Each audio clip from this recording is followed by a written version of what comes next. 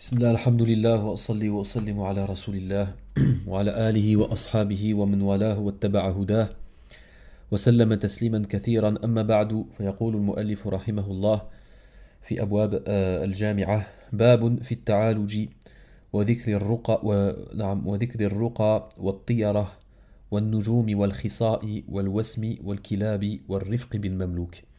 سيذكر في هذا الباب جملة من المسائل التي لا تعلق ولا علاقة بعضها ببعض. Donc il va nous citer des sujets, des questions les unes après les autres, sans qu'il n'y ait de réel pour certaines questions, pour certaines questions sans qu'il y ait de réel rapport entre les unes entre les autres. ويتبع فيها المؤلف رحمه الله المسائل التي ذكرها الإمام مالك رحمه الله في موطئه. Donc on remarque que l'auteur il suit et il cite dans ces chapitres-là, et dans ce chapitre-là et dans les autres, les sujets qui ont été traités par l'imam Malik radiyallahu ta'ala anhu dans le Muwatta à la fin de son livre. سيتكلم في هذا الباب خاصة عن شيئين وهما التعالج والدواء والتداوي يعني le fait de se soigner, donc les remèdes et les remèdes et le fait de se soigner, التعالج والتداوي وكذلك يعني بشتى أنواعه, de toutes ces sortes et de ces catégories, سواء كان الطب الحسي, que ce soit la médecine concrète, أو كان ما يتعلق بالرقية, ou alors concernant la ruqya, l'exorcisme. وكذلك سيتكلم عن الطيرة, le mauvais augure, نعم, وكذلك وما يتعلق بذلك بعلم النجوم, l'astrologie, ce genre de choses. ثم سيختم الباب ببعض المسائل التي تتعلق بالكلاب نعم وغير ذلك. نعم. فقال المؤلف رحمه الله: ولا بأس بالاسترقاء من العين وغيرها والتعوذ والتعالج وشرب الدواء والفصد والكي والحجامة حسنة. نعم. Donc dans cette phrase il nous cite il nous dit que la ba's yani huwa jaiz, il est autorisé l'istirqa bil ayn, c'est-à-dire le fait de l'istirqa ou الرقية من العين, والistirqa huwa min al-af'al al-talab, avec ce préfixe نعم des trois lettres, le hamza ou le sin ou ta. Donc c'est des verbes de demande. فهو طلب الرقية, c'est le fait de demander la ruqya, de faire la ruqya contre l'ayn. Et ça il va citer de manière précise بعد قليل, un peu après, plus tard dans le chapitre, quel est exactement le remède concernant l'ayn. والعين كما قال النبي صلى الله عليه وسلم العين حق. Le prophète il a dit dans le hadith que l'ayn c'est de la vérité, c'est le haqq. وذكر في أن العين حق, أنه جاءت في بعض الآثار أن العين يدخل بعض الناس القبور والمقابر, que l'ayn peut faire rentrer des gens dans la tombe, c'est-à-dire les tuer, ou les rendre malades.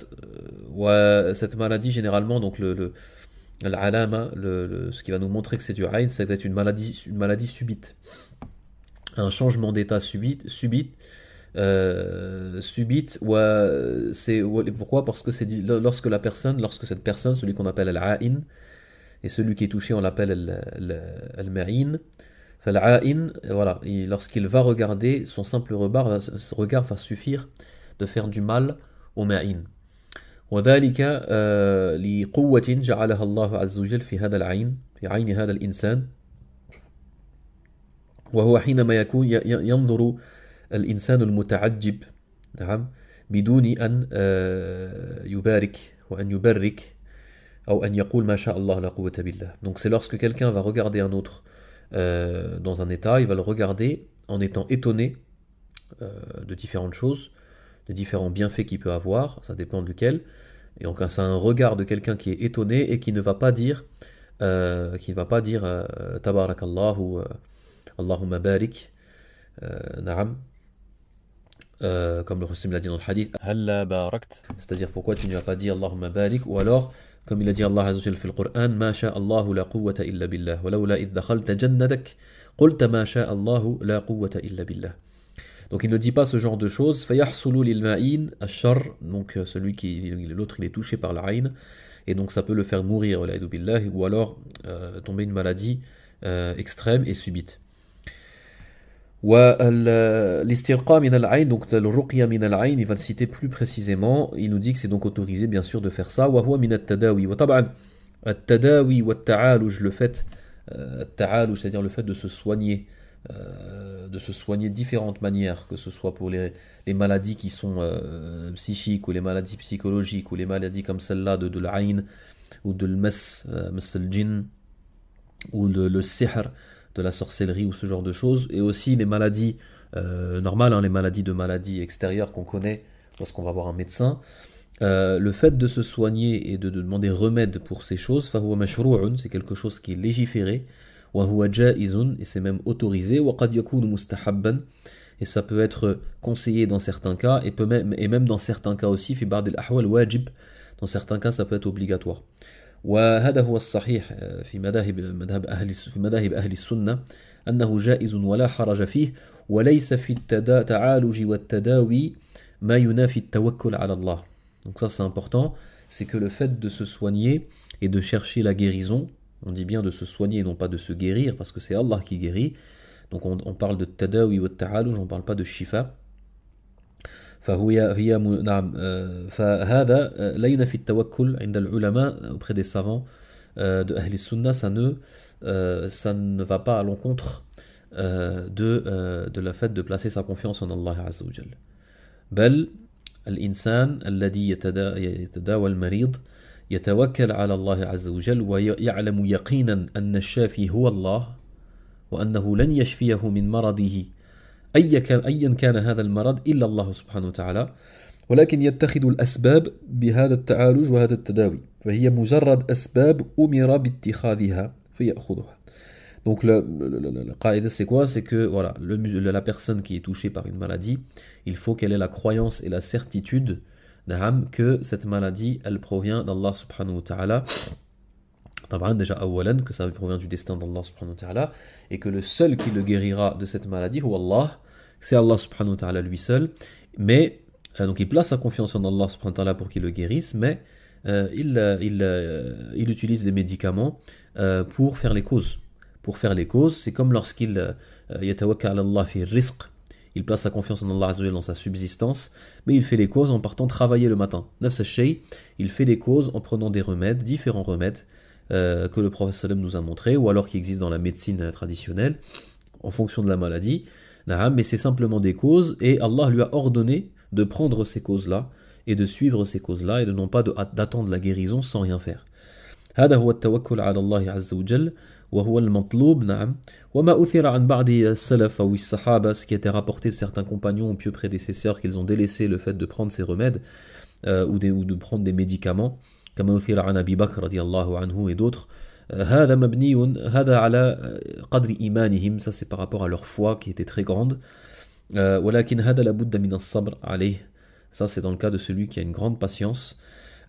كذلك النصوص التي جاءت في أن الذي يطلب الرقية, نعم الذي يطلب الرقية الذي يسترقون, أنه الذي لا يسترقي هو الذي يدخل الجنة بغير حساب ولا عذاب, que ceux parmi les awsaf qui ont été cités dans le hadith, ceux qui ne demandent pas la ruqya d'autrui rentrent au paradis sans compte à rendre et sans châtiment. Donc ça montre que al-afdal, que c'est bien préférable, walakin hada ala qadri iman, c'est par rapport à bien sûr au degré de foi et de tawakkul ala Allah, que de laisser la chose, surtout concernant le ruqya, et de ne pas demander le ruqya, walakin hada bihasabil ahwal wal ashkhas, mais ça va dépendre des circonstances et ça va dépendre des personnes.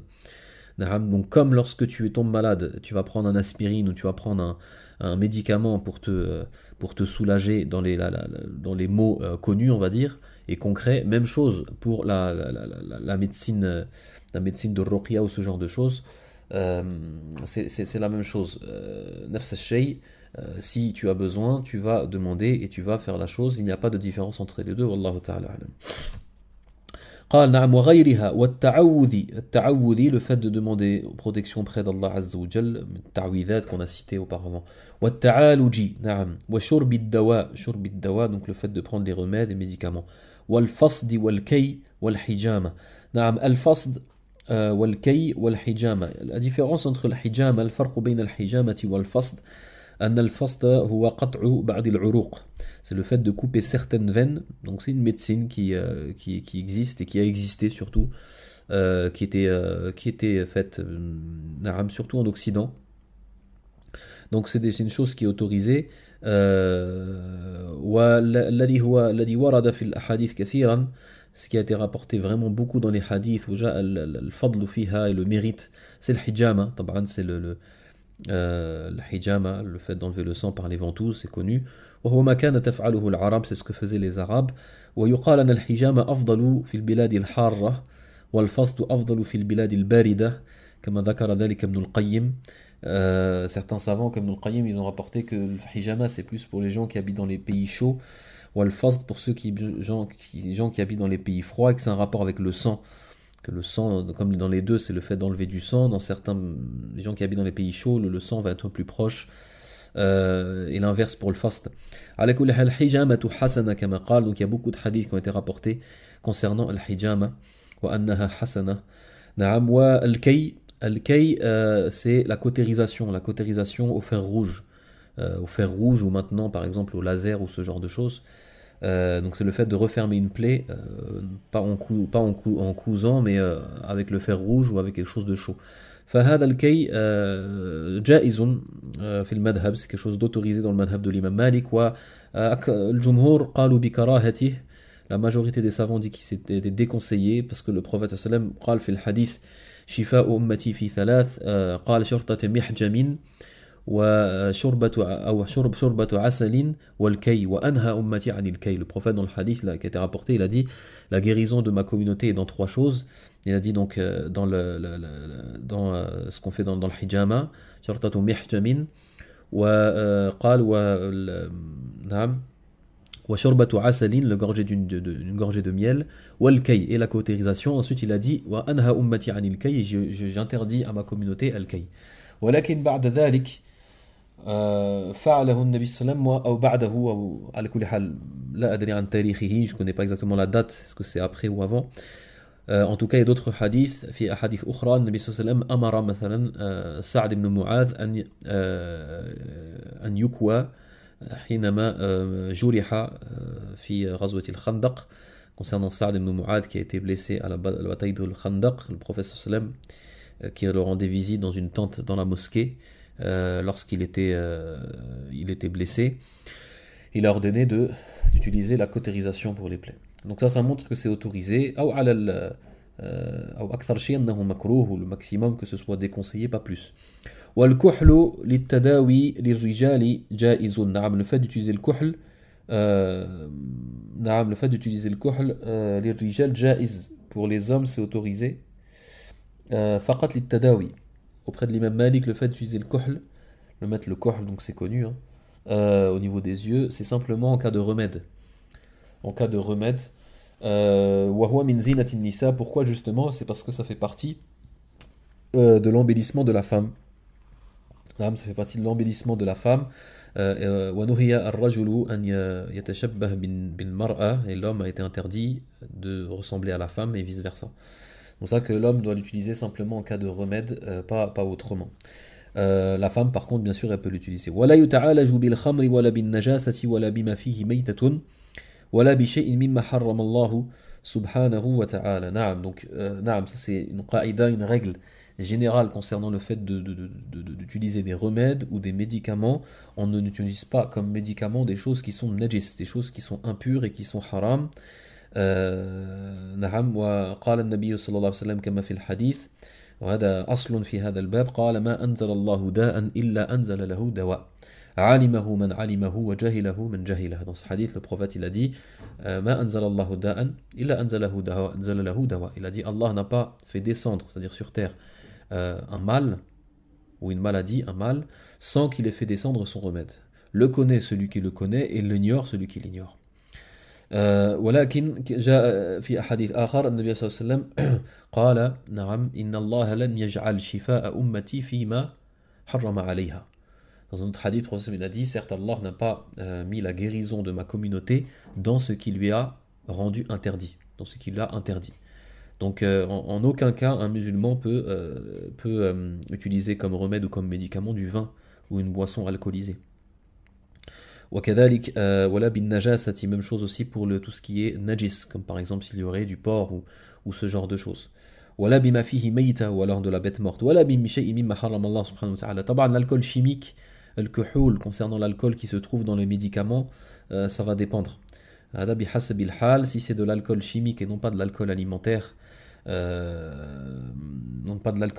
c'est pas quelque chose qui se consomme. فهذا لا يدخل في الخمر, ça ne rentre pas, cela ne rentre pas dans les boissons alcoolisées. وإنما هذا من المرقد, ça rentre dans le hukm du muraqqid, كما أسلفنا, comme on a cité auparavant, ça rentre dans le jugement du muraqqid et non pas du muskir, et non pas dans ce qui enivre. نعم فحينئذ للضرورة لا بأس. Là dans ce cas-là, ça ne va pas être najis. Par rapport à ça, comme c'est pas muskil, ce n'est pas najis, ce n'est pas impur. بالنسبة للمرقد, contrairement au mufsid, mais concernant le muraqqid, comme par exemple l'anesthésie ou ce genre de choses, ça rentre dans le même jugement, Allahu ta'ala a'lam. وهو ما يكون للتداوي, donc si c'est pour le fait de l'utiliser comme remède, نعم, dans le fait de l'utiliser comme remède, فحينئذ لا حرج إذا كان من الكحول الذي لا يشرب, si c'est à la base un alcool qui n'est pas consommable. Donc ça il faut en être sûr. وحينئذ la personne a le droit de le consommer dans le but de tadawi, parce que ce n'est pas najis, contrairement au khamra. Donc ça c'est la différence qu'il y a entre les deux. قال ولا بأس بالاكتواء والرقى بكتاب الله عز ولا بأس بالاكتواء, donc ça on en a déjà parlé, le fait de l'iktiwa, le fait de utiliser la cautérisation. والرقى بكتاب الله والكلام الطيب. نعم الرقى هو جمع الرقية, c'est le pluriel de ruqya. فالرقية ما هو, ce qu'on appelle l'exorcisme, الرقية وهو يكون بثلاثة أشياء. الرقية se fait avec trois choses. En dehors de ça, on n'appelle pas ça ruqya, mais ça peut rentrer dans l'expérience du raqi, qui va utiliser certaines choses. هذا يرجع إلى التجربة. طبعا ce genre de science, هذه العلوم لها أصول في الشريعة, bien sûr elle a des bases dans les hadiths, donc des bases qu'on va citer, mais en dehors de ça c'est beaucoup basé sur l'expérience. ولذلك النبي صلى الله عليه وسلم حينما جاء العرب الصحابة برقاهم, ils sont venus avec leur ruqahum, avec leur façon de faire le ruqya, parce qu'ils faisaient le ruqya les arabes avant l'islam. فقال النبي صلى الله عليه وسلم أعرضوا علي رقاكم, comme في صحيح مسلم, il a dit présentez-moi vos ruqya. نعم قال لا بأس, ثم قال لا بأس بها ما لم يكن فيها شرك, أو كما قال النبي صلى الله عليه وسلم, il a dit il n'y a pas de problème pour ce genre de ruqya tant qu'il n'y a pas d'association, tant qu'il n'y a pas de shirk. فلذلك قال العلماء الرقية تكون بثلاثة أشياء. Les savants ils ont dit الرقية c'est pas avec trois choses. القرآن, أولا القرآن, avec le Coran, كتاب الله وكتاب الله شفاء للمؤمنين, donc c'est un remède et une guérison pour les croyants, comme c'est venu dans plusieurs versets. والقرآن كله شفاء, le Coran est entièrement dans sa totalité guérison, pas simplement الآيات التي تتعلق بالرقية, pas simplement les versets qui ont un rapport avec الرقية ou les versets qui ont un rapport avec sihr, etc. Donc de manière générale c'est un shifa, كما قال الله تعالى قل هو للذين آمنوا هدى وشفاء. وبالكلام الطيب, نعم, فأولا القرآن, ثانيا الرقية تكون بأسماء الله تبارك وتعالى الحسنى, par les noms d'Allah subhanahu wa ta'ala, par les noms d'Allah subhanahu wa ta'ala, le faire ruqya avec les noms d'Allah azza wa jal. وثالثا, troisièmement, الكلام الطيب المفهوم, يعني الكلام الطيب العربي المفهوم, c'est-à-dire des paroles saines, نعم, à la base c'est de langue arabe, نعم, donc des paroles de langue arabe saines, où il n'y a pas de mauvaises choses, نعم, مفهوم, et qui sont comprises. ولذلك qu'il faut qu'elles soient comprises. Pourquoi? Parce que si c'est des paroles qui ne sont pas comprises, يخشى أن يكون فيه شرك, on a peur qu'il y ait de l'association et de l'invocation de djinns ou de démons, de ce genre de choses.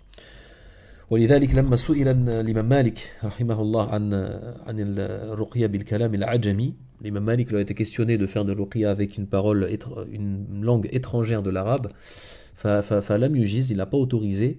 وقال أخشى أن يكون في شيء من الشرك, il a dit j'ai peur qu'il y ait du shirk dedans, parce que pour ceux qui ne comprennent que l'arabe, lorsqu'ils entendent quelqu'un qui ne parle pas l'arabe, ils ne le comprennent pas, donc tu ne sais pas ce qu'il va avant dans le ruqya.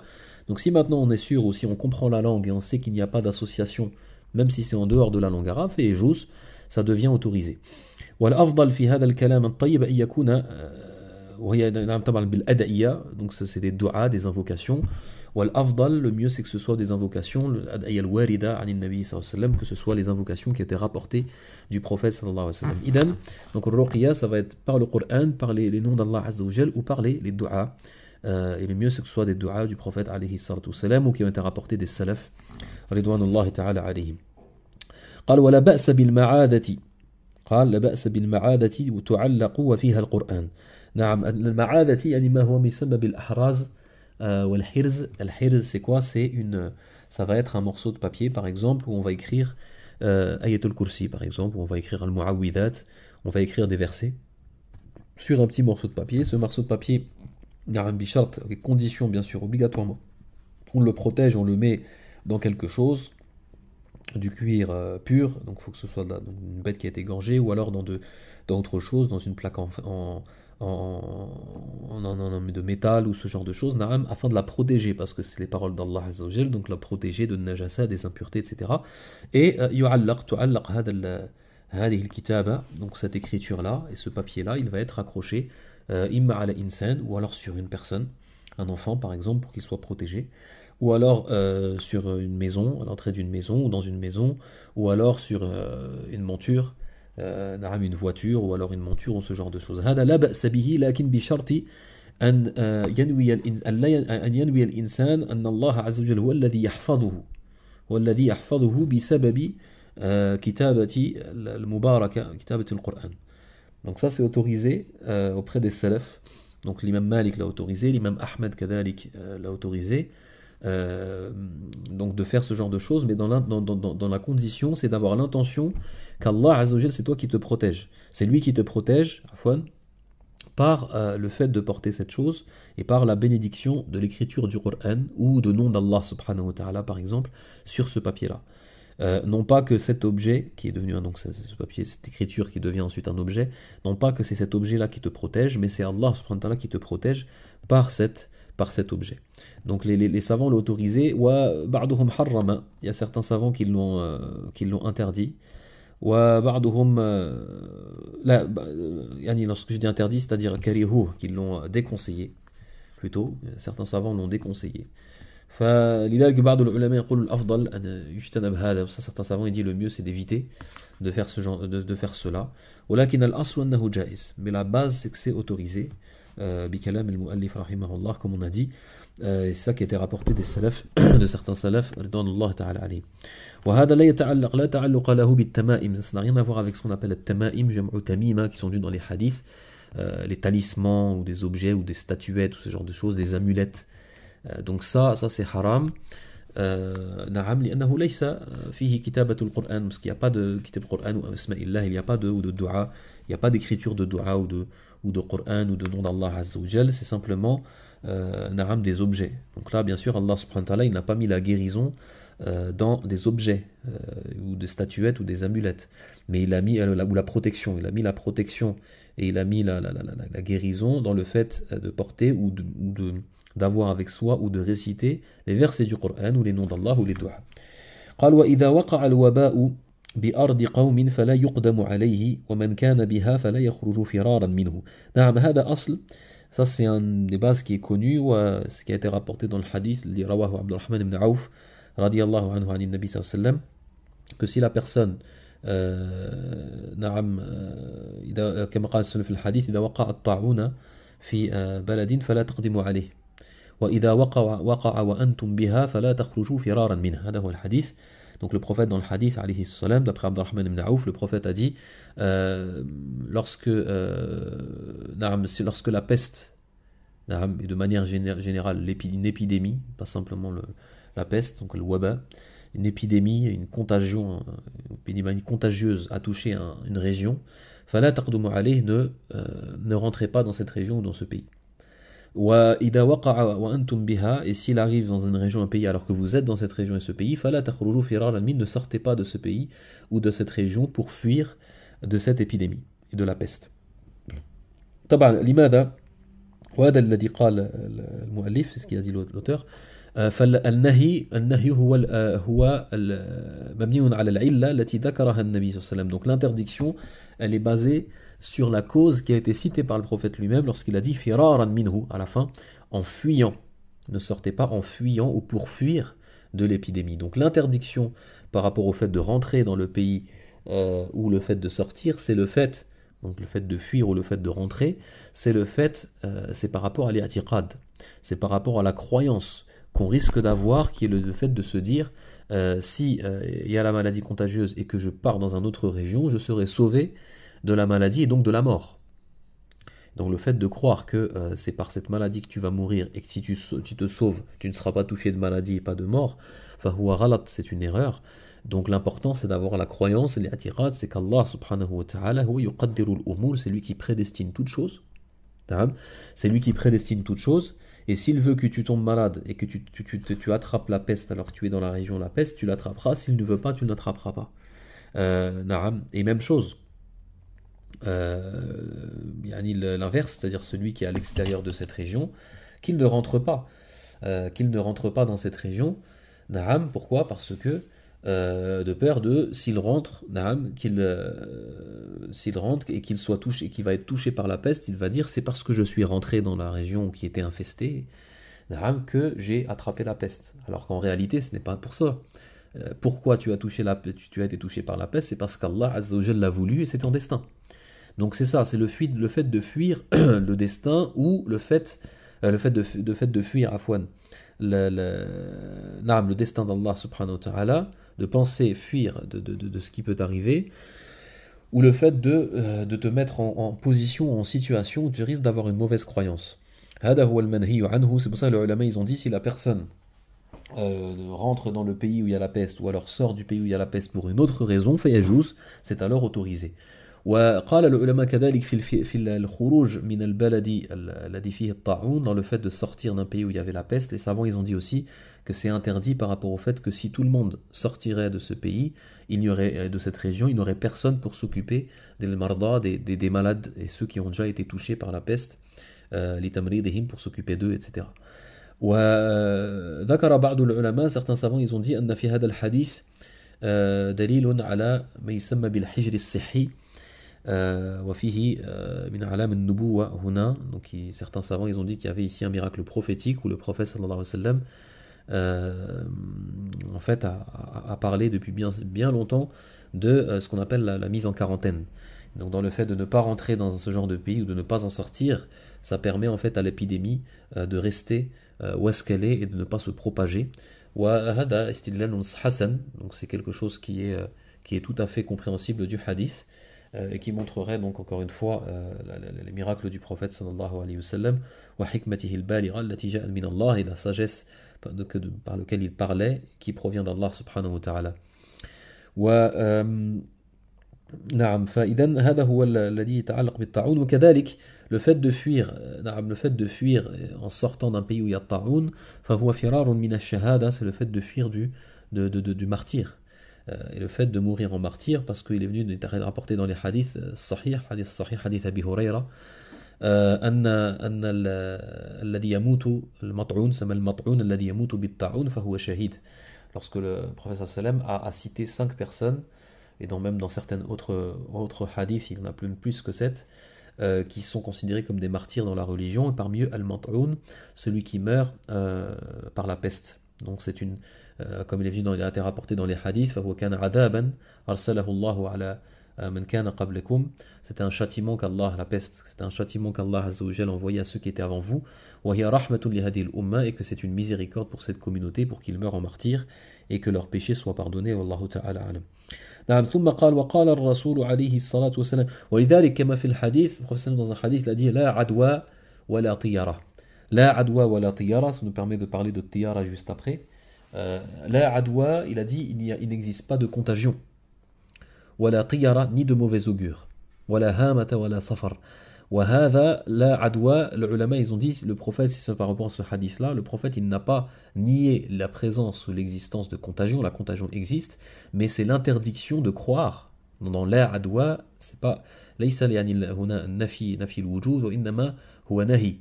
هو خبر ولكنه معناه النهي والإنشاء. C'est-à-dire, c'est le prophète, il a dit effectivement, il n'y a pas de contagion, mais c'est pas l'information qui est voulue, mais c'est une information dans le sens d'une interdiction, qui est le fait de croire, et d'avoir la croyance que cette contagion, elle se propage de manière d'elle-même en fait. En réalité, là, tu peux rester des années avec quelqu'un qui est très contagieux, mais tu ne seras touché que si Allah Azza wa Jal le veut. نعم هذا هو المقصود من الحديث. قال وقال الرسول عليه الصلاة والسلام في الشؤم. نعم الشؤم وكذلك ولما يسمى كذلك الطيرة, le mauvais augure et le fait نعم طبعا هو le fait d'agir en fonction du mauvais augure. Parce que le mauvais augure, le fait que tu vois quelque chose, tu sors de chez toi, tu vois un chat noir ou ce genre de choses, le fait que tu l'aies vu ou qu'il y ait quelque chose, ou tu as pensé à quelque chose dans ton cœur, فهذا لا ينافي التوكل على الله, ça n'empêche pas. ولذلك جاء في الحديث وما منا إلا ولكن الله يذهبه بالتوكل, l'a dit, ça peut arriver dans le sens du hadith, il n'y en a aucun qui peut s'échapper de ça, mais Allah Azza wa Jalla le fait partir avec le fait de placer sa confiance en Allah. Donc le fait de placer sa confiance en Allah, tawakkul ala Allah, هو يبعث على الفعل والعمل, ça pousse à faire et à agir, et non pas à l'inverse de ne pas agir. Donc par exemple, quelqu'un qui sortirait de chez lui, il voit un chat noir, il se dit bon bah c'est une mauvaise journée, je rentre chez moi, je vais pas travailler. هذا هو المذموم, c'est ça qui est blâmé شرعا. نعم. Et c'est pour ça, ولذلك كان النبي صلى الله عليه وسلم, comme il va dire après, كان يعجبه الفأل. Quand le Nabi sallallahu alayhi wa sallam dit وَيُعْجِبُنِي الْفَأْلِ, الْفَأْل c'est le bon augure. Le prophète sallam il aimait le bon augure. وَهِيَ أَن تَسْمَعَ كَلَامًا طَيِّبًا فَتَمْضِي على يعني بنية صالحة. C'est le fait d'entendre quelque chose de bien, quelque chose qui pourrait montrer un bon augure. Tu entends des noms qui veulent dire une chose bonne, Inch'Allah, une chose bénéfique, et tu espères qu'Allah subhanahu wa ta'ala bi'idhnillah mettra tout le bonheur et toute réussite dans l'affaire et dans l'entreprise que tu vas faire. Par exemple, tu sors de chez toi pour aller visiter un malade, par exemple, et tu entends quelqu'un qui appelle un autre, cet autre homme il s'appelle Salim, il dit Ya Salim. Donc lorsque tu entends ça en sortant de chez toi pour aller visiter le malade, Inch'Allah, tu espères que c'est un signe, Inch'Allah, que cette maladie de cette personne va partir, parce que le mot Salim revient de As-Salam, qui est le fait donc d'être écarté des maux et des maladies. Ou alors par exemple lorsque tu sors de chez toi ou tu es en trajet pour aller faire du commerce, tu entends quelqu'un qui dit Ya Rabih, donc le prénom Rabah qui est connu, Ya Rabih qui veut dire, le fait de Rabih ça veut dire quelqu'un qui gagne, mais qui a du bénéfice. Donc ça c'est autorisé. Le prophète sallam il a dit parce que le bon augure pousse la personne à œuvrer. Le bon augure pousse la personne à œuvrer, et ça c'est le fait d'œuvrer. Le fait d'œuvrer, Allah Azza wa Jalla et son prophète aiment le fait d'œuvrer. Par contre, le fait d'arrêter de faire quelque chose parce qu'on a vu ou on a entendu quelque chose de mal, هذا هو المذموم. قال الرسول صلى الله عليه وسلم في الشؤم. Donc الشؤم c'est quelque chose qui est donc blâmé, comme on a dit. لكن في الحديث قال إن كان, il est venu dans le hadith, dans la condition, si le shum existait, si le mauvais augure existait, fil maskani wal mar'ati wal faras. Il a cité trois choses, ça veut dire que si le mauvais augure existe réellement, s'il devait exister plutôt, il existerait dans trois choses: al maskan, le logement, le domicile, wal mar'a, la femme, wal faras, le cheval. Wal murad mish al faras, on a dabba, ce qui est venu par le cheval ici, c'est la monture. وهذه الثلاثة الأشياء لأنها لأن الإنسان يلازمها في أكثر أحيانه, parce que ces trois choses, l'homme ou la personne est toujours accompagné de ces trois choses, que ce soit son épouse, que ce soit son logement, que ce soit sa monture, donc à l'heure d'aujourd'hui sa voiture par exemple. Ces trois choses, comme la personne est toujours avec elle, donc فالشؤم فيها ليس بمذموم, c'est-à-dire le fait de penser que la personne, que cette chose-là est maudite, ou alors que cette chose-là elle est mauvaise, ou qu'il a une mauvaise augure par rapport à cette chose-là. قال العلماء هو المرأة مثلا أن تكون سيئة الخلق, que la femme par exemple épouse un mauvais comportement tout le temps, أو أن تكون قليلة النسل, ou alors elle ne soit pas, qu'elle soit stérile et qu'elle ne soit pas féconde. وفي المسكن, concernant السكن, le logement, سوء الجيران, qu'il y ait de mauvais voisins, un mauvais voisinage, أو ضيقها, ou alors que la maison soit trop petite, soit trop étroite. وفي الدابة, نعم, أن في متعلق بالحيوان ألا ينقاد بسهولة, si c'est un animal, ça veut dire qu'il soit difficile à conduire, qu'il ait un mauvais caractère. نعم, وإذا كان مثلا سيارة, si c'est par exemple une voiture, c'est qu'elle a souvent des problèmes mécaniques ou des accidents, ce genre de choses. ففيما يتعلق بهذا الحديث, concernant ce hadith là, إن كان في شيء ففي المسكن والمرأة والفرس, par rapport à ce hadith, les ulama ils ont deux paroles, deux explications. Qu'est-ce que veut dire lorsque le prophète il a dit que si le mauvais augure était dans trois choses, était dans quelque chose, il serait dans ces trois choses. Certains savants ils ont dit, c'est-à-dire que effectivement, c'est simplement dans la réalité de la vie, ces trois choses-là, effectivement, il peut avoir une de ces trois choses-là, ou les deux, ou les trois, qui soient vraiment entourées de mal, et qui soient entourées de mal, ou maudits, ou maudites. Ou al-qawl thani, simplement le fait que ces trois choses-là, ça peut arriver qu'il y ait effectivement du mal autour de ces trois choses-là, et que ça rende la personne, la vie de la personne difficile. Et la deuxième explication, celle qui est importante et essentielle, c'est que la personne aurait le droit, donc bien sûr, et c'est ça qui nous importe, d'œuvrer en fonction de ce mauvais augure et de ce mal. An ya'mal ala muqtada hada ash-shu'm. Par exemple, il a une femme qui est comme ça, par exemple, qui a un très mauvais comportement tout le temps, ou ce genre de choses, falahu an yutalliqaha wal afdal lahu an yutalliqaha. Dans ce cas-là, il peut sortir de ça en la divorçant. وكذلك السيارة أو البيت أو المسكن بأن يبيعه أو يبدله, concernant la voiture ou la maison, qu'il la change ou qu'il la vende. نعم والله تعالى أعلم. قال وكان عليه السلام يكره سيء الأسماء. Donc parmi le mauvais augure que le prophète n'aimait pas, c'est qu'il changeait. Il n'aimait pas les mauvais noms et il les changeait. Donc il y a certaines personnes à l'époque du prophète sallam qui avaient des mauvais noms. Il y en avait, il s'appelait Harb, qui veut dire guerre. Il l'a changé en Silm, qui veut dire la paix. كذلك le grand-père de Saïd ibn al-Musayyib, qui s'appelle Saïd ibn al-Musayyib ibn Hazn, il s'appelait donc Hazn, et le Hazn, ça vient de l'Huzuna, ça vient de l'Hazuna, afwan, qui est le Shidda, wa ضد اللين, ça veut dire c'est le fait d'être dur, dans son comportement, etc. Le fait d'être dur. Et donc le prophète sallallahu alayhi wa sallam, al-Hazn, c'est le contraire de Sahl, c'est le fait d'être difficile et d'être dur.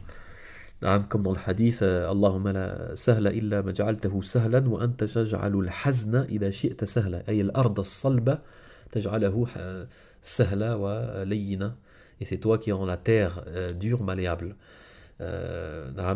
Donc même chose ici, voilà, al-hazuna, c'est le fait d'être dur et d'être difficile. Il lui a ordonné, donc il lui a demandé de changer son nom, et il a refusé. Donc c'est le grand-père de Saïd ibn al-Musayyib, le grand faqih, le plus grand des fuqaha, des tabi'in, des successeurs de compagnons. Son grand-père, c'était un compagnon du prophète sallallahu alayhi wa sallam, et quelqu'un qui a vu et qui a rencontré le prophète lui a dit de changer son nom. Il a dit lan ughayyira isman sammani bihi abi. Il a dit, certes, je ne changerai pas le nom que mon père m'a donné.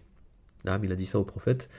قال سعيد بن المسيب, Saïd, donc son petit-fils, a dit par la suite فما زالت الحزونة فينا بعد. Il a dit la rudesse, et la rudesse et le fait d'être la dureté du comportement n'a cessé d'être en nous, c'est-à-dire dans notre famille, jusqu'à maintenant. Quel mutahassir, c'est-à-dire il a dit ça comme regret que son grand-père n'a pas changé son nom. Parce qu'un nom, un nom, ça peut avoir un effet clair et concret sur le comportement de la personne, ou ce qui peut arriver à la personne, etc. C'est quelque chose de connu. فكذلك ولذلك كان يكره سيء الأسماء ويحب الفعل الحسن. Par contre, il aimait, comme on a dit, le fa'l al-hasan, le bon augure, وحسن الأسماء, il aimait les bons noms. Donc dans un hadith aussi, le prophète sallam, il a demandé à quelqu'un de traire une brebis, il a demandé à la première personne, il lui a donné un nom qui n'était pas, Mahmoud, qui n'était pas aimé. Faqala ijlis. Ensuite un deuxième, il s'appelait Murra. Murra ça veut dire Murr, qui veut dire quelque chose qui est amer. Il lui a dit ijlis, il lui a dit non. Ensuite le troisième, par contre il avait un nom qui était bénéfique, qui était bon, et il lui a dit ihlib, il lui a ordonné de traire la brebis. نعم قال والغسل للعين أن يغسل العائن وجهه ويديه ومرفقيه وركبتيه وأطراف رجليه وداخلة إزاره في قدح ثم يصب على المعين. نعم donc هذا هو العلاج الرقية من العين concernant العين, ce qu'on appelle l'œil. Le remède concernant l'œil ou l'aïn, il est simple, il est clair. وهذا إذا عرف العائن, ça c'est bien sûr si on sait la personne qui nous a fait du aïn. Parce que si on ne la connaît pas, ça va être compliqué de le faire. Mais si on connaît cette personne, وهو أن يؤمر العائن, c'est qu'on demande, et en arabe, ويلزم, ça veut dire il est obligé de le faire. Cette personne qui a fait l'aïn, on lui demande de faire le wudu. Comme il est venu dans le hadith, on lui demande de faire le wudu. هذا الوضوء, ces ablutions-là, elles vont être spécifiques, parce qu'il y a une sifa khassa. Donc dans certains hadiths c'était cité simplement le wudu, mais d'autres hadiths qui sont venus expliquer de manière claire comme il l'a fait. Comme ذكر l'imam Zuhri, il a cité exactement comment c'était connu في المدينة عند أهل المدينة, les gens savants de Médine, auprès des savants de Médine, la façon pour l'a'in de faire le wudu dans ce genre de cas. والأصل في هذا هو الحديث الذي روي في الموطأ, qui était rapporté dans le موطأ وغيره من حديث صحيح, أن هو كان نعم أحد الصحابة نعم هو نظر إلى سهل بن حنيف. سهل بن حنيف c'est un des compagnons, سهل بن حنيف, وكان هو ذا جلد حسنة, c'est-à-dire qu'il avait une belle peau blanche. فاغتسل يوما, donc il s'est lavé un jour, et donc quand il s'est lavé il s'est déshabillé. فرآه أحد الصحابة, نسيت اسمه, نعم لكن على كل حال رآه فقال ما رأيتك اليوم ولا جلد عذراء. قال ما رأيتك اليوم ولا جلد عذراء. Il a dit je n'ai pas vu comme aujourd'hui, jusqu'à aujourd'hui, même la peau d'une vierge. C'est-à-dire même la peau d'une jeune fille vierge n'est pas aussi blanche et aussi douce que la peau de Sahl ibn Hunayf. نعم فوعك مكانه. Comme il est dans le hadith, il est tombé malade tout de suite. il est tombé tout de suite malade parce que فجاء الصحابة إلى النبي صلى الله عليه وسلم, les compagnons sont venus voir le prophète صلى الله عليه وسلم, فقال فاشتكوا إليه وقالوا له هل لك في سهل بن حنيف.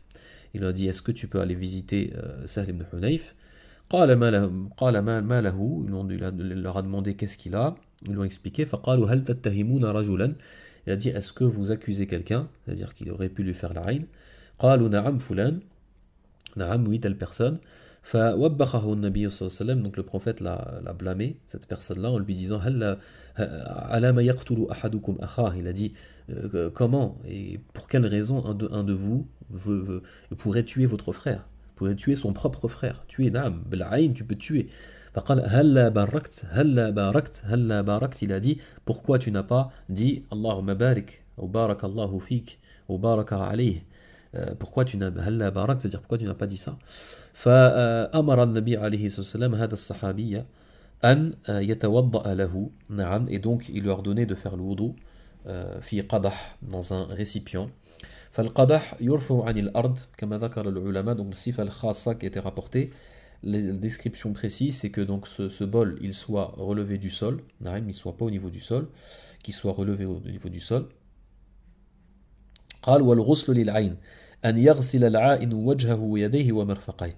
نعم, donc فيغسل وجهه, donc premièrement il va laver son visage, il va laver son visage d'une seule fois, ça veut dire qu'il va prendre de l'eau dans le récipient, et il va prendre de l'eau et il va mettre une fois comme ça sur son visage, il va le jeter l'eau sur son visage et il va laver une fois.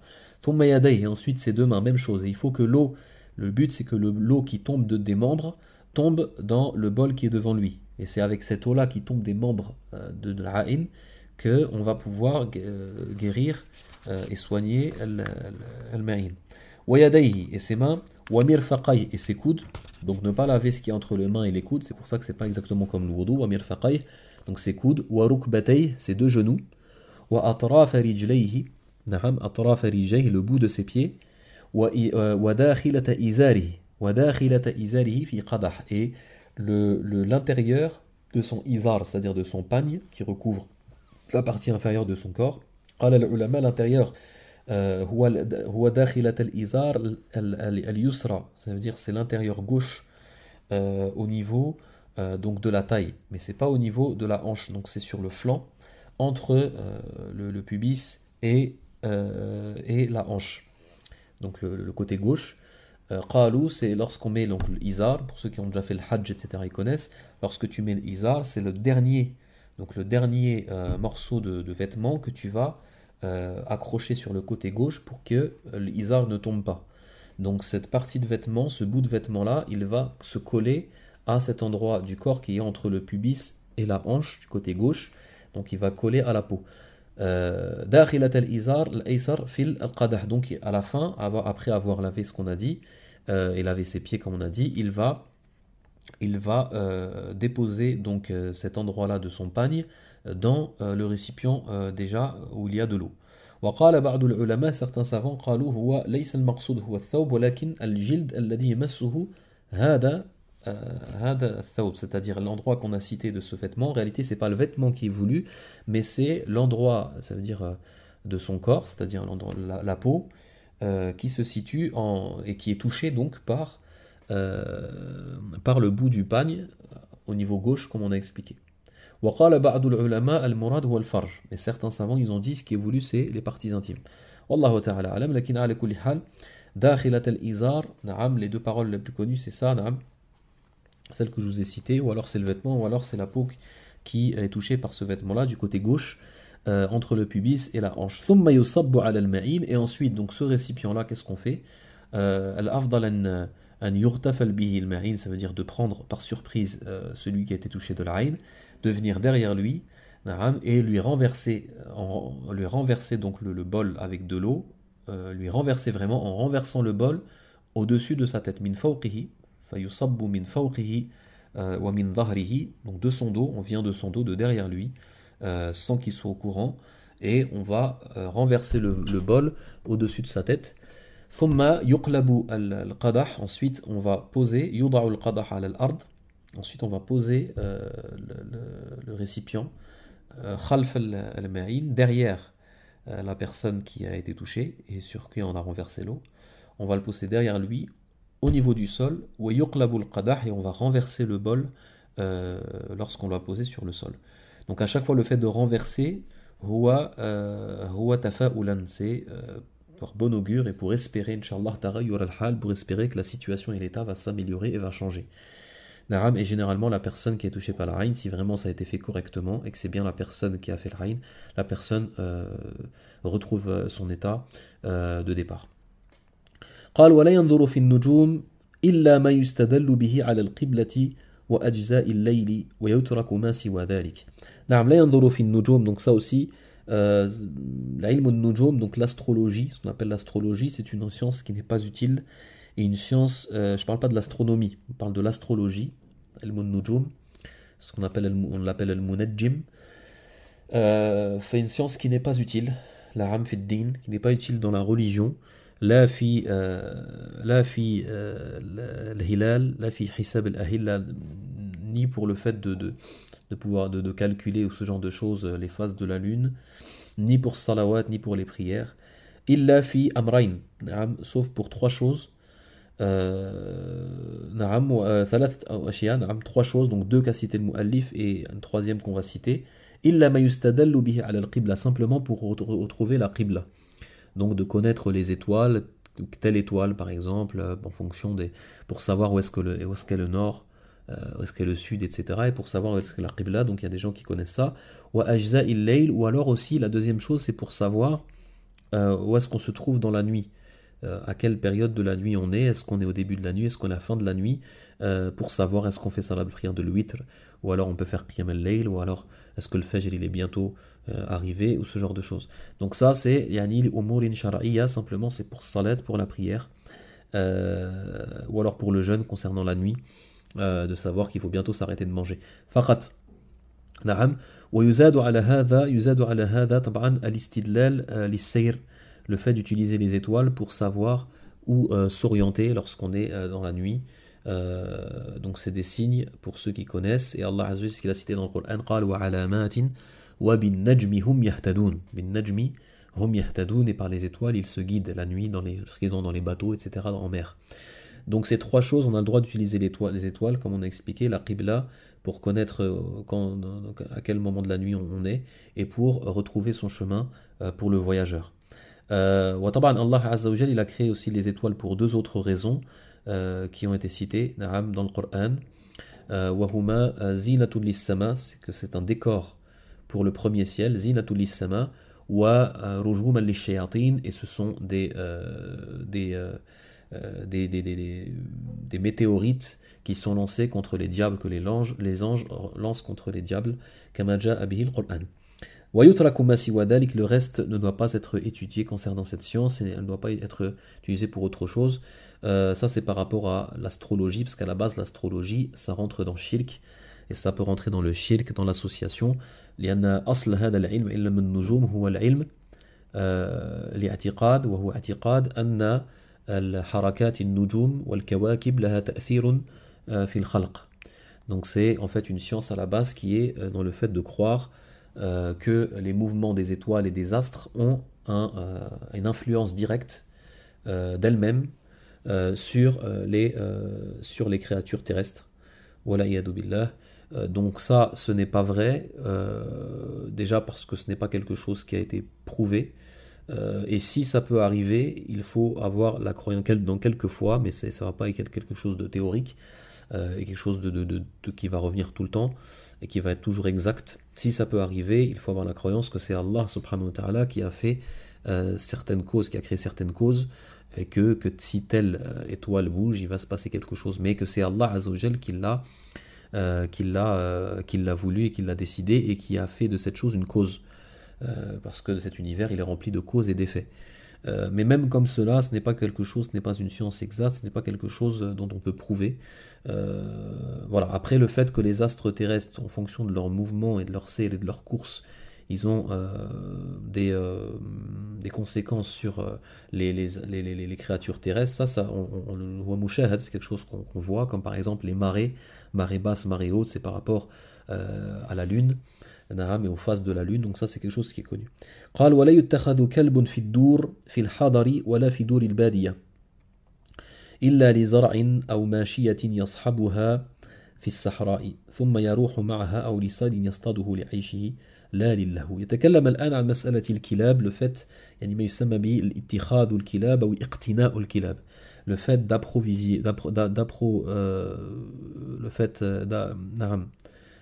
d'apprivoiser un chien et d'avoir en sa possession un chien et de le prendre chez lui.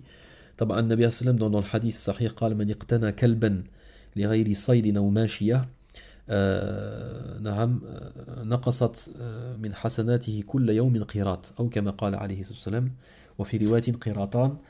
Donc le prophète dans le hadith authentique, il a dit celui qui apprivoise un chien, sauf si ce n'est dans le cas de la chasse, ou le cas de la chasse, ou le cas de chiens de berger, pour garder un troupeau, chaque jour, une montagne de bonnes actions partent concernant cette personne, et dans une version de montagne. Donc c'est énorme. Et donc c'est pour ça qu'à part les exceptions, fahuwa makruh, shadid ul karaha, c'est très très déconseillé. Donc c'est la moindre des choses qu'on peut dire, c'est que c'est déconseillé.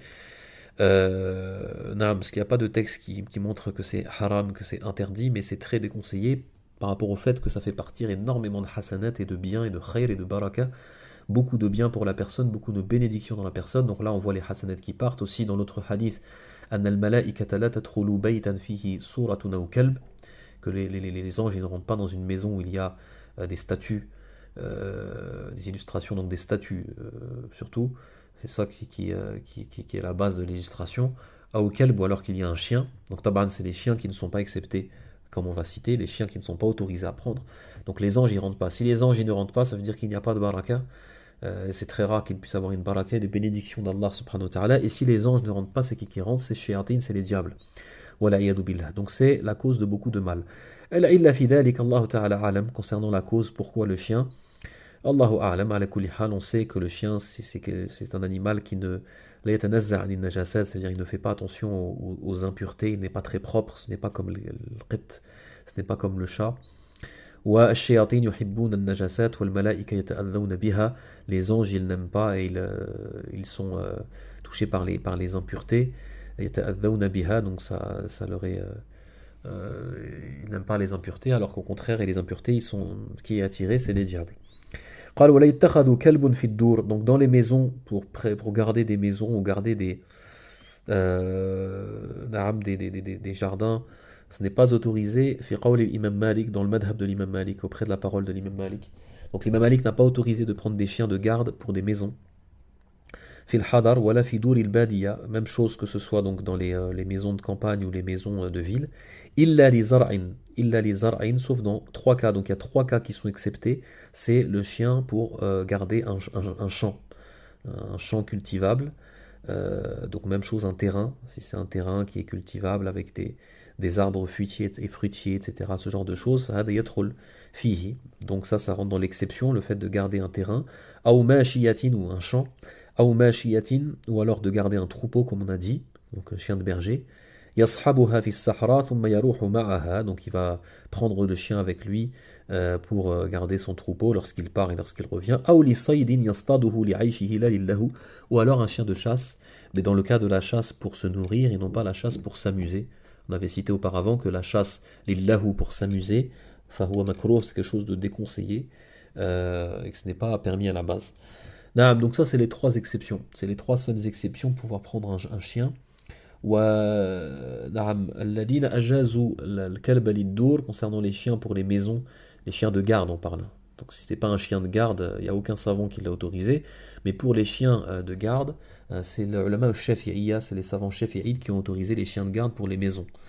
L'imam Malik ne l'a pas autorisé, c'est pour ça que justement le mu'allif, l'auteur, Ibn Abi Zayd al-Qayrawani, comme on a dit, on avait parlé dans l'introduction, que lorsque lui il vivait à Tunis, il vivait à Qayrawan, il vivait à Kérouan en Tunisie, وفي هذا الوقت في وقته كان الشيعة منتشرة, les chiites étaient très présents au Maghreb.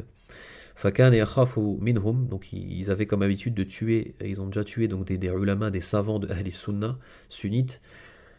وانهدم حائطه يوما, un jour c'est un des murs de sa maison, c'est-à-dire de son terrain et de sa maison s'est cassé, est tombé et s'est écroulé. فاتخذ كلبا للحراسة, il a alors pris un chien de garde. فلامه بعض الناس, donc certaines personnes de science sont venues le voir en lui disant comment tu peux prendre un chien de garde alors que l'imam Malik n'a pas autorisé. فقال رضي الله عنه, il a répondu رحم الله مالكا, qu'Allah fasse miséricorde à l'imam Malik, رحم الله مالكا لو عاش في زماننا هذا لاتخذ أسدا ضاريا. Il a dit qu'Allah fasse miséricorde à Malik s'il vivait à notre époque, avec toutes les fitnas qu'il y a et la nécessité, parce qu'il était en réalité dans une nécessité, donc ça il a fait un ijtihad sur cette question-là, وهو أهل للاجتهاد al-madhabi, c'est sûr qu'il était bien sûr l'imam Ibn Abi Zayd al-Qarawani au niveau de faire un ijtihad dans le madhab. فقال رحم الله مالكا لو عاش في زماننا, s'il vivait à notre époque, لاتخذ أسدا ضاريا, il aurait pris un lion pour garder sa maison, rahimahullah. Donc ça nous montre le fait que, en fonction des circonstances, si dans le cas la personne est dans la nécessité, bien sûr, ça devient autorisé. نعم فإذا هذا الكلب الذي لا يجوز أن يتخذ نعم في الدور كما ذكرنا. نعم قال ولا بأس بخصاء الغنم لما فيه من صلاح لحومها. Donc autre question, c'est par rapport au fait de castrer un animal. Donc le fait de castrer un animal, ça peut être autorisé, ça peut être déconseillé, ça peut être haram. Ça va dépendre des animaux. Donc dans le cas du cheval, c'est haram, c'est interdit parce que ça le rend faible. Et le but du cheval justement, c'est qu'il court vite et qu'il soit fort. Et certains ont dit que pour le cheval c'était makruh. أما الغنم وكل حيوان إذا خصي حسن لحمه وطاب لحمه فهو حينئذ جائز. C'est autorisé dans le cas du mouton ou de ce genre d'animal que lorsqu'il est castré, la viande devient meilleure et devient plus tendre. Donc c'est le cas du mouton et d'autres animaux.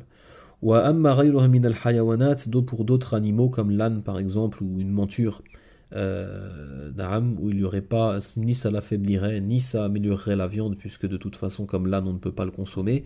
Donc dans ce cas ça va être jaiz, donc ça va être autorisé. قال ونهي عن خصاء الخيل, comme on a dit, donc il a été interdit de castrer donc les chevaux. أما خصاء الآدمي, bien sûr, alors le fait de castrer un être humain comme c'était fait à l'époque pour les esclaves, ce qu'on appelait les eunuques, فهذا حرام إجماعا, ça c'est bien sûr interdit par consensus des savants. قال ويكره الوسم في الوجه ولا بأس به في غير ذلك. نعم, الوسم في الوجه, c'est le fait donc de marquer au fer rouge un animal. Donc le fait de marquer au fer rouge un animal, c'est autorisé en dehors du visage, parce que le visage c'est l'endroit qui est le plus noble dans le corps, même pour un animal. Donc notre sharia, notre religion, elle nous a appris aussi à se comporter bien avec les animaux et de ne pas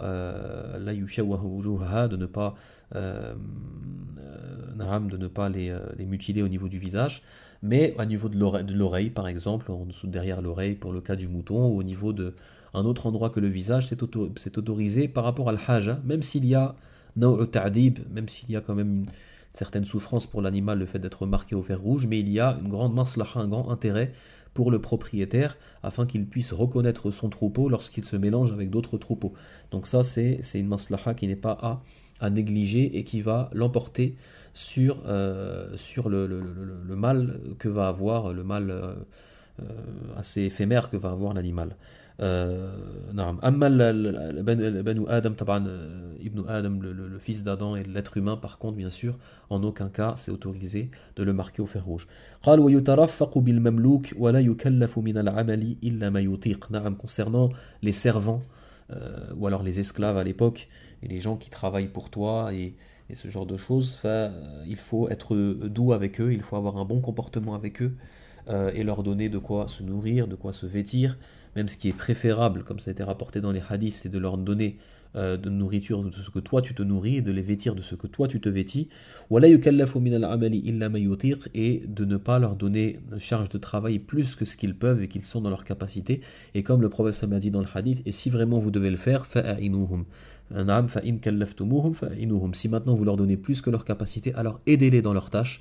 Donc ça nous montre bien que l'esclavage ou ce genre de choses qui peut exister dans l'islam, parce que l'islam est venu au moment où il existait en grande quantité l'esclavage, n'a rien à voir avec l'esclavage qu'ont connu les Romains ou les Noirs dans la traite négrière ou ce genre de choses. C'est interdit dans l'islam que de frapper son servant ou son esclave, ni de le maltraiter ou ce genre de choses. Dans la législation islamique, yuba'ul abd jabran ala al-malik in ta'adda hududahu. Si le propriétaire, si le maître dépasse les limites que la religion lui a données et qu'il le maltraite, il maltraite son esclave ou alors il le mutile. Alors s'il le maltraite ou alors par exemple il lui donne plus de travail et conséquent, il n'a pas la capacité de le faire, une charge de travail trop conséquente, là dans ce genre de cas le juge va de façon obligatoire, sans lui laisser le choix au maître et au propriétaire, le vendre, lui ordonner de vendre cet esclave à un autre propriétaire qui va bien se charger de lui. Et s'il le mutile, comme il est vu dans les hadiths, s'il mutile son esclave, il est alors affranchi. L'esclave est alors affranchi et devient libre. Donc comme on dit souvent, et comme يقول العلماء, الإسلام لن يحرم قضية العبد والعبودية. L'islam n'a pas aboli l'esclavage, ولكنه خففه كثيرا, mais il l'a allégé dans le sens qu'il il a fait beaucoup de causes pour le diminuer. Pour le diminuer énormément. ولذلك فكثير من الكفارات شرعت التي شرعت هي العتق. Donc beaucoup d'expiations qui ont été légiférées, وهي كفارات للذنوب, pour certains péchés. L'expiation à faire, c'est d'affranchir un esclave. نعم عتق رقبة عتق رقبة وكذلك en dehors de l'expiation عتق الرقبة le fait d'affranchir un esclave فهو من أعظم القربات عند الله ça fait partie des meilleures des bonnes actions près d'Allah Azza wa Jal des plus méritoires. Il a été rapporté dans le hadith que lorsque quelqu'un il affranchit un esclave فهو يعتق بكل عضو من هذا العبد أعتقه عضوا من نفسه من النار, c'est-à-dire par chaque organe et par chaque membre qu'il a affranchi de cet esclave-là, lorsqu'il l'a affranchi, il affranchit un de ses membres de l'enfer, de ses propres membres de l'enfer. Donc il a donné l'islam وضع أسبابا كثيرة للعتق وللخروج من العبودية الناس. L'islam a posé beaucoup de causes qui vont amener à la personne à devenir libre et à sortir de l'esclavage des gens. Donc il a mis beaucoup de causes pour sortir la personne de l'esclavage vers la liberté. Wallahu ta'ala a'lam. وكذلك في الحيوان, même chose, si quelqu'un par exemple se comporte mal avec l'animal, même son animal, comme son bœuf lorsqu'il travaille dans le champ, ou alors son cheval, etc., qu'il ne lui donne pas la nourriture suffisante, ou alors qu'il lui donne trop de travail, ou qu'il lui met trop de charges sur son dos, tout ça ce n'est pas autorisé shar'an. Et yuba'u alayh, si dans la législation islamique, s'il fait qu'un propriétaire fait ça, le juge va l'obliger à vendre cet animal à quelqu'un d'autre qui s'en chargera bien. Wallahu ta'ala alam wa sallallahu ala nabina Muhammad wa ala alihi wa ashabihi wa sallama tasliman kathira.